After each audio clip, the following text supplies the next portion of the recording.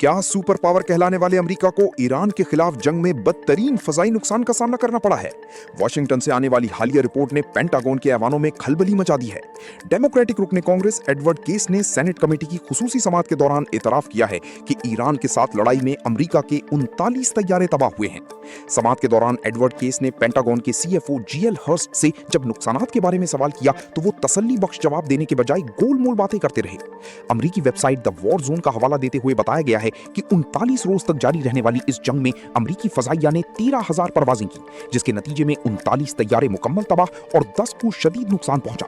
Report کے مطابق تباہ ہونے والے طیاروں میں 24 جدید ترین MQ-9 rapper drones, 4 F-15E strike eagles اور ایک E-10 وارتھوگ شامل ہیں۔ سب سے بڑا دھچکا 5ویں نسل کے اسٹیلتھ فائٹر F-35E کی تباہی تھا، جو اپنی نوعیت کا پہلا واقعہ ہے۔ اس کے علاوہ کویت کی فضائی حدود میں بھی 3 طیارے تباہ ہوئے، جبکہ قیمتی E-3G سینٹری یعنی E-3G سینٹری کی تباہی کو امریکہ کا بہت بڑا مالی اور دفاعی نقصان قرار دیا جا رہا ہے۔ دلچسپ بات یہ ہے کہ بعض امریکی اثاثے خود امریکہ نے ایرانی حدود میں اس لیے تباہ کیے تاکہ ایران ان کی ٹیکنالوجی پر قبضہ نہ کر سکے۔ کیا یہ نقصانات عالمی سیاست کا رخ بدل دیں گے؟ اپنی رائے کا اظہار کامنٹس میں کریں۔ مزید عالمی خبروں کے لیے دیکھتے رہیے عوامی فیصلوں۔